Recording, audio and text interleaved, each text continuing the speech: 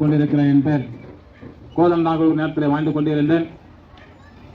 2006 மாதத்திலே 7ஆம் மாதத்திலே கர்த்தர் என்னை தொட்டார்.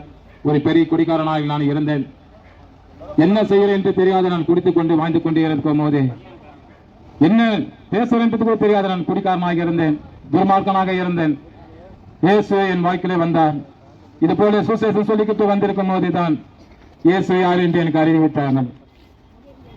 அப்போ நான் உலகத்தில் இருக்கிற எல்லா தெய்வத்தையும் கொண்டு ஆண்டு கொண்டு இருந்தேன். நான் ஒரு தெய்வமும் எனக்கு ஆறுதல் சொல்லவில்லை.